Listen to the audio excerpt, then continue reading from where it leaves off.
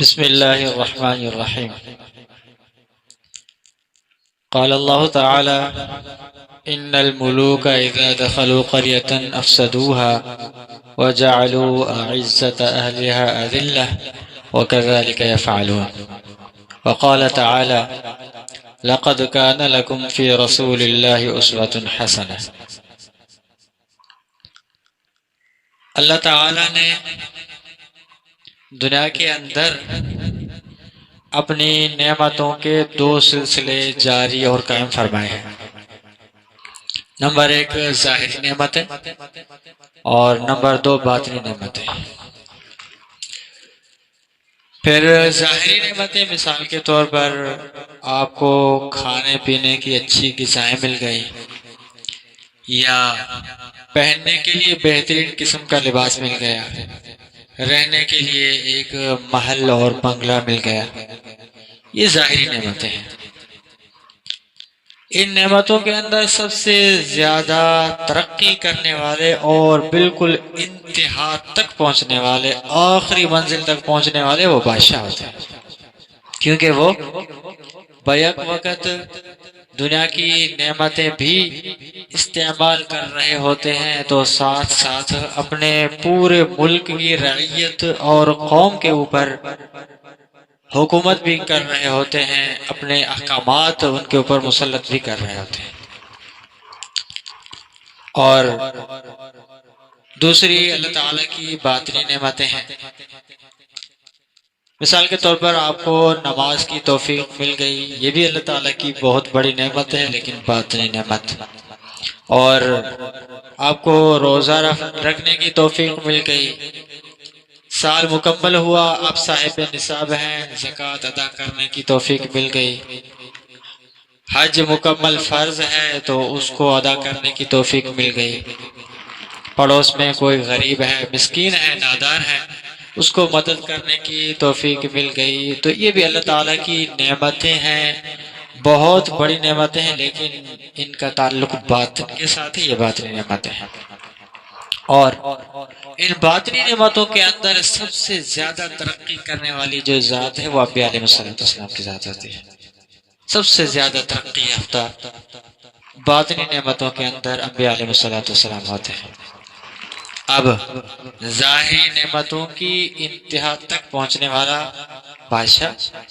اور باطنی نعمتوں کے اندر ترقی کر کر کے انتہا تک پہنچنے والا وہ اللہ کا پیغمبر اور نبی ہوتا ہے۔ ان دونوں کے مزاج کے اندر ہم دیکھتے ہیں تو ہمیں رات اور دن، آسمان زمین کی طرف فرق نظر آتا ہے۔ بادشاہوں کا مزاج کچھ اس طرح ہوتا ہے: ان الملوک اذا دخلوا قریۃ افسدوها وجعلوا اعزة اہلها اذلة وكذلك يفعلون۔ بادشاہ جب فاتحانہ طور پر جب کسی سلطنت کے اندر، کسی ملک کے اندر داخل ہوتے ہیں تو وہاں اس سلطنت اور ملک کے اندر رہنے والے جو معزز لوگ ہیں، جو باعزت لوگ ہیں، ان کو ذلیل کرنے کی کوشش کرتے ہیں تاکہ کل یہ اپنا کوئی لاؤ لشکر تیار کر کے میرے اقتدار کو نقصان نہ پہنچا دیں، تو یہی ان کا کام ہوتا ہے۔ اس کی بہت ساری مثالیں ہمارے سامنے ہیں، لیکن انبیاء علیہ السلام کا مزاج بالکل اس کے خلاف ہوتا ہے۔ انبیاء علیہ السلام کے مزاج کے اندر دوسروں کو حوصلہ دینا، جو پست قومیں ہیں، گری ہوئی قومیں ہیں، ان کو حوصلہ دے کر، سہارا دے کر، ان کے اندر جو احساس کمتری ہے اس کو ختم کر کے احساس خودداری پیدا کرنا، یہ انبیاء علیہ السلام کا جو ایک اہم جو ان کے مقاصد ہوتے ہیں ان میں سے ایک مقصد ہوتا ہے۔ تو اس کی بھی بہت ساری ہمارے ہاں مثالیں موجود ہیں۔ ایک وقت تھا کہ مکہ المکرمہ، جہاں پر جناب رسول اللہ صلی اللہ علیہ وسلم پیدا ہوئے، ولادت باسعادت ہوئی، اور وہیں پر ہی پروان چڑھے ہیں، نوجوان ہوئے ہیں۔ ایک وقت ایسا آیا کہ کفار مکہ نے آپ علیہ السلام کو پورے شہر سے بے دخل کر کے نکال دیا، تو آخر مجبور ہو کر آپ علیہ السلام جا کر شعب ابی طالب میں پناہ گزین ہوئے، وہاں پورا لشکر لے کر۔ اور پھر صلح ہوتی ہے، واپس آتے ہیں، کچھ دن کے لیے مکہ مکرمہ میں رہتے ہیں، پھر وہی کفار کی طرف سے یہ زور آتا ہے کہ محمد صلی اللہ علیہ وسلم کو مکہ سے نکالا جائے۔ آخر مجبور ہو کر آپ علیہ الصلوۃ والسلام کو ان کی تکلیفوں سے تنگ آ کر مکہ المکرمہ چھوڑنا پڑتا ہے۔ جب مکہ سے جا رہے ہیں تو الوداعی ملاقات کے لیے مسجد حرام کی طرف تشریف لے جاتے ہیں۔ وہاں پر دیکھتے ہیں کہ وہ شخص جس کے پاس بیت اللہ کی چابی ہے، عثمان شیبی، وہ بھی وہاں پر موجود ہے۔ تو آپ علیہ الصلوۃ والسلام سیدھا اس کے پاس چلے جاتے ہیں اور جا کر کہتے ہیں کہ عثمان 2 منٹ کے لیے مجھے چابی بیت اللہ کی دے دے تاکہ میں بیت اللہ کے اندر داخل ہو کر اللہ کے گھر کی زیارت کر لوں، کیونکہ قریب میں مکہ المکرمہ کو چھوڑنے والا ہوں۔ عثمان شیبی نے کہا کہ تو وہی شخص ہے جس نے اپنا نیا دین بنا لیا ہے، ہمارے آباء و اجداد کا جو پرانا دین ہے اس کو تو نے چھوڑ دیا ہے، ہر وقت ہمارے جو معبود ہیں بت ان کو برا بھلا کہتا رہتا ہے، تو اس لیے میں تو آپ کو چابی نہیں دے سکتا۔ حضور نے بڑی لجاجت کے ساتھ، منت سماجت کے ساتھ چابی مانگنے کی کوشش کی لیکن نہیں ملی۔ تو آپ علیہ السلام نے فرمایا کہ عثمان یاد رکھنا آج کا وقت اور وہ وقت بھی یاد رکھنا جہاں پر تو بیٹھا ہے اس جگہ پر میں بیٹھا ہوں گا، اور جہاں پر میں کھڑا ہوا ہوں آپ کو منتیں کر رہا ہوں اس جگہ پر کھڑے ہو کر آپ مجھے منتیں کر رہے ہوں گے، اس وقت تیرا کیا حال ہوگا؟ عثمان نے کہا ٹھیک ہے، میں نے یہ ساری باتیں آج نہیں کئی سالوں سے، کئی دنوں سے سنی ہیں، اور یہ کوئی نئی باتیں نہیں ہیں۔ آپ کی حالت تو یہ ہے کہ گھر سے آسانی کے ساتھ نکلنا بھی آپ کو میسر نہیں ہے، اتنے تمہارے حالات تنگ ہو چکے ہیں، اور اپنا گھر، اپنی بیوی بچے چھوڑنے پر آپ مجبور ہو گئے ہیں، اور باتیں اتنی بڑی بڑی جو آسمان کو چھونے والی باتیں کر رہے ہیں، یہ کوئی حقیقی باتیں نہیں ہیں، یہ تمہاری روزانہ کی باتیں ہیں جو سن کر ہم پکے ہو گئے۔ خیر حضور چلے جاتے ہیں۔ 10 سال کا گزرنا ہے، 10 سال کے بعد فتح مکہ کا موقع آتا ہے۔ تو آپ علیہ الصلوۃ والسلام جب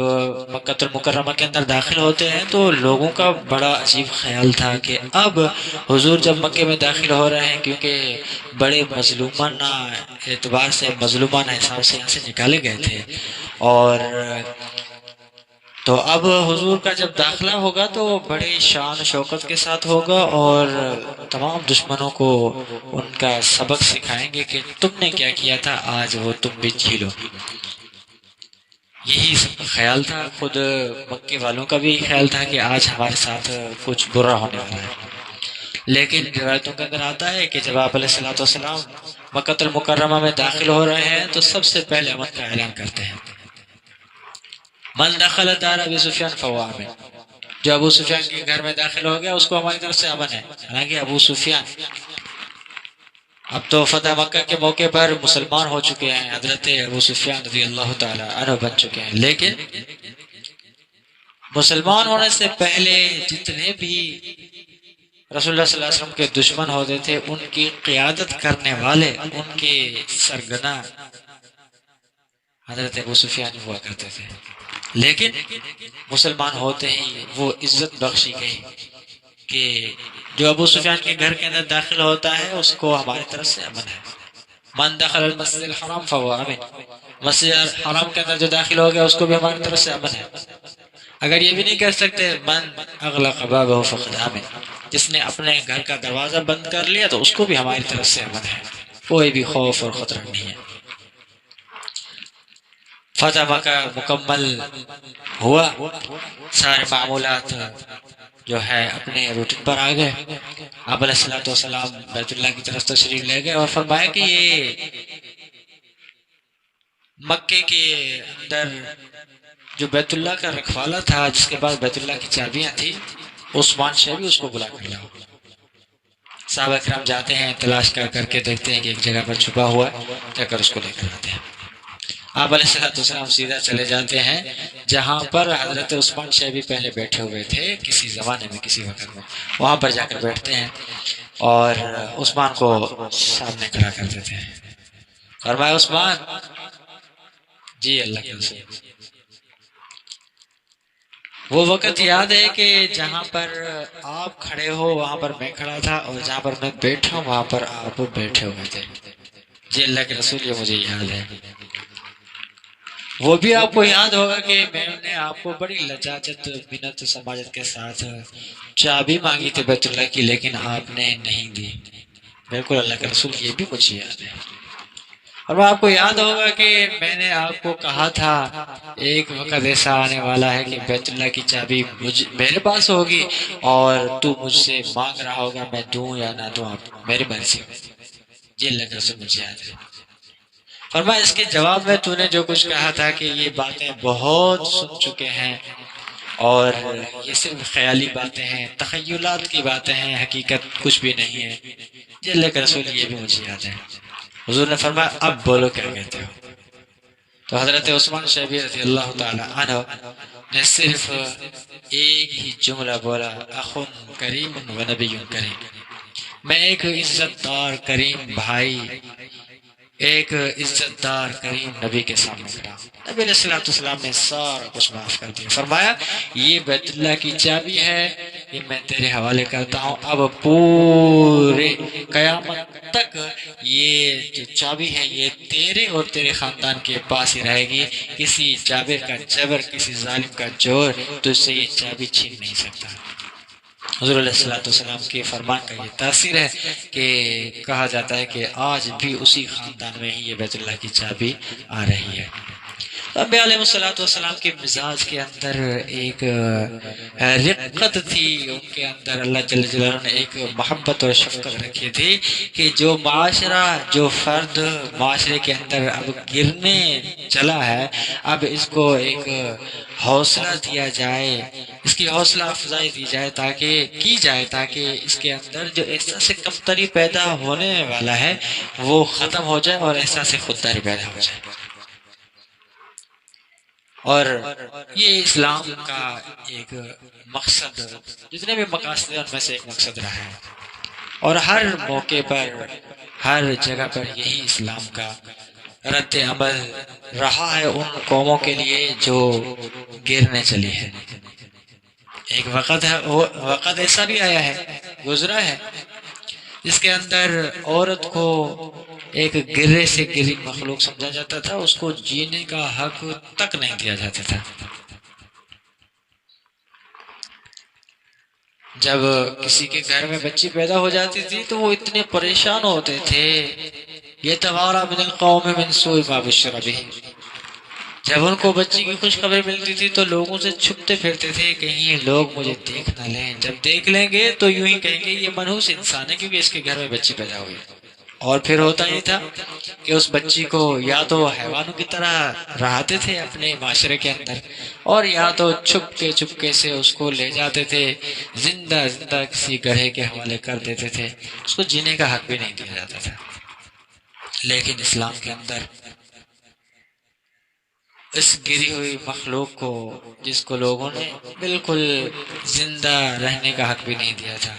جناب رسول اللہ صلی اللہ علیہ وسلم فرماتے ہیں ہنیئا لکم علی بناتکم، میں تمہیں تمہاری بیٹیوں کی مبارک دیتا ہوں۔ رسول اللہ صلی اللہ علیہ وسلم نے اپنے عمل کے ساتھ بھی یہ ثابت کر کے دکھایا، جب کسی سفر کے لیے جاتے ہیں تو سب سے مل کر آخر میں حضرت فاطمہ الزہرا رضی اللہ تعالی عنہ کے گھر جاتے ہیں، ان سے مل کر پھر اپنے سفر کو جاری رکھتے ہیں، اور جب سفر سے واپس آتے ہیں تو بھی سب سے پہلے جا کر حضرت فاطمہ سے ملتے ہیں، اس کے بعد اپنے گھر کی خبر خیر لاتے ہیں۔ تو اپنے عمل کے ساتھ بھی کر کے دکھایا کہ ایک بچی، ایک خاتون، ایک عورت کی کیا عظمت ہوتی ہے۔ اور ایک واقعہ آتا ہے کہ ایک عورت رسول اللہ صلی اللہ علیہ وسلم کے گھر پہ آتی ہے، آ کر اللہ کے نام پر کچھ مانگتی ہے کہ میری بچیاں بھوکی ہیں، ان کو کھانے پینے کے لیے کچھ نہیں ملا اور ان کے کھانے کے لیے کچھ دے دیں۔ تو کچھ اور تو تھا نہیں، کوئی ایک کھجور تھی وہ اٹھا کر دی گئی، تو ساتھ میں 2 بچیاں تھیں، وہ عورت نے کیا یہ کہ اس کھجور کو 2 ٹکڑے کر کے ایک بچی کو دے دی اور دوسرا ٹکڑا دوسری بچی کو دے دیا۔ آپ علیہ الصلوۃ والسلام دیکھ کر بڑے خوش ہوئے اور فرمایا کہ جس کی 2 بچیاں ہوں ان کی تعلیم و تربیت کا اچھا انتظام کرے اس کے لیے جنت کا ملزام ہے۔ تو ہمیں عائشہ نے عرض کیا اللہ کے رسول اگر کسی کے پاس 1 بچی ہے تو حضور نے فرمایا کہ اگر 1 بچی ہے اس کی تعلیم و تربیت کا صحیح انتظام کرے تو اس کے لیے بھی میں جنت کا ضامن ہوں۔ اور دیکھا جائے تو عورت کی زندگی کے اہم 3 مراحل ہوتے ہیں۔ نمبر 1 جب بچی کسی گھر کے اندر پیدا ہوتی ہے، چھوٹی معصوم بچی ہوتی ہے۔ نمبر 2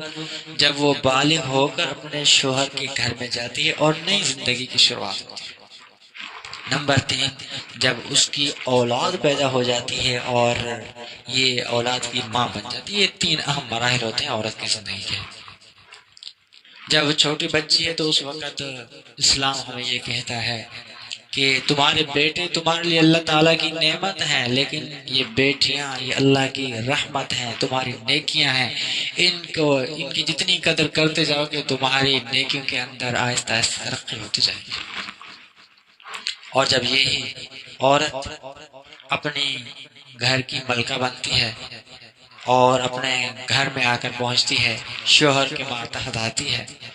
تو اس وقت ہمیں حکم ہوتا ہے ان اکرم المؤمنین احسنکم اخلاقا والطفکم اہلا۔ مومنوں میں سب سے بہترین انسان وہ ہے جس کے اخلاق اچھے ہوں اور جو اپنے گھر والوں کے ساتھ نرم رویہ رکھتا ہو، کسی سختی کا برتاؤ نہ کرتا ہو۔ اور جب یہی عورت ماں بنتی ہے تو اس وقت اسلام کی طرف سے ہمیں حکم ہوتا ہے ان الجنت تحت اقدام الامہات، تمہاری جنت تمہارے ماؤں کے قدموں کے نیچے ہے۔ اگر ماؤں کے قدموں کے نیچے آ کر ہر حکم کی اطاعت اور فرمان برداری کر کے زندگی گزارو گے تو تمہاری زندگی بہتر بنے گی، تمہاری زندگی جنت بن جائے گی، دنیا کی اور آخرت کی بھی۔ اور اگر ان کو ستاؤ گے تو تم چین سے جی نہیں پاؤ گے۔ تو جب دنیا کے جو قوانین تھے انہوں نے عورت کو گرا کر جینے کا حق بھی تلف کر لیا، چھین لیا، تو اسلام نے اس کو وہ حوصلہ دیا کہ عورت کے اندر بھی احساس خودداری پیدا ہوئی کہ ہم بھی اللہ کی اشرف المخلوقات میں سے ہیں۔ یہ تو انسان ہے، لیکن دین اسلام کے اندر تو جو حیوانات ہیں ان کے حقوق کا بھی ایسا خیال رکھا گیا ہے کہ کہیں ان کے حقوق بھی تلف نہ ہو جائیں۔ دیکھا گیا ایک بدکارہ عورت ہے جو جنت الفردوس کے اندر مزے لوٹ رہی ہے۔ پوچھا گیا کہ یہ تو ایک بدکارہ عورت ہے، زندگی میں کبھی اس نے نیکی کا کام تو کیا نہیں، اپنے جسم کو بیچ کر اپنی عزت کو داؤ پر لگا کر پیسہ کمانے والی عورت تھی، یہ جنت میں کیسے پہنچ گئی؟ تو جواب ملتا ہے کہ واقعی اس کی زندگی تو بدکاری کے اندر گزری، لیکن ایک مرتبہ ہوا یہ کہ یہ عورت کسی راستے سے آ رہی تھی، اسی راستے میں دیکھتی ہے کہ ایک کتا ہے جو کہ پیاس کی وجہ سے اب بلک رہا ہے، مرنے کے بالکل قریب ہو چکا ہے۔ وہاں پر ایک کنواں ہے، کنواں تو پڑا ہوا ہے، اس کے اندر پانی بھی ہے لیکن بہت گہرا ہے، کوئی ڈول نہیں ہے، رسی نہیں ہے جس سے پانی نکال کر اس کو پلایا جائے۔ پھر اس بدکارہ عورت نے اپنا موزہ اتارا، اسی موزے کو اپنے دوپٹے کے ساتھ باندھ کر کنویں کے اندر ڈالا اور کنویں سے پانی نکال کر اپنے موزے کے اندر ہی اس کتے کو پانی پلایا۔ جب پانی پیا تو اس کے جسم کے اندر جان آ گئی اور مرنے کے جو قریب تھا اب اس کے اندر ایک حوصلہ پیدا ہو گیا۔ جب یہ مرتی ہے اللہ جل جلالہ کے ہاں سامنا ہوتا ہے تو اللہ جل جلالہ نے فرمایا کہ اے عورت، تیرے پاس اور تو کوئی نیک عمل نہیں، لیکن ایک مرتبہ تو کمزور ہو کر تو نے میری ایک مخلوق کے اوپر رحم کیا تو میں خدا تجھ کمزور پر کیوں نہ رحم کروں، جاؤ تیرے لیے جنت ہے۔ تو جانوروں کا بھی کتنا دین اسلام کے اندر ان کے حقوق کا خیال رکھا گیا ہے۔ اور اسی طرح دیکھا گیا ایک نیک انسان ہے جو جنت کے اندر ہوتے کھا رہا ہے، عذاب جھیل رہا ہے۔ پوچھا گیا کیا وجہ ہے کہ یہ ایک نیک انسان نہ کبھی تہجد قضا ہوئی، نہ کبھی فرائض میں کوئی سستی ہوئی، اور یہ جہنم کے اتنے عذابات کے اندر مبتلا ہے؟ تو جواب ملتا ہے تھا تو بڑا نیک انسان، لیکن ایک مرتبہ ایک جانور کو اس نے بلا وجہ باندھ کر رکھا، نہ کھلایا نہ پلایا، تڑپ تڑپ کر وہ مر گیا۔ اللہ کی مخلوق پر بے رحم ہونے کی وجہ سے اللہ جل جلالہ نے بھی اس کے اوپر رحم نہیں فرمایا اور اس کو جہنم کے اندر پھینک دیا۔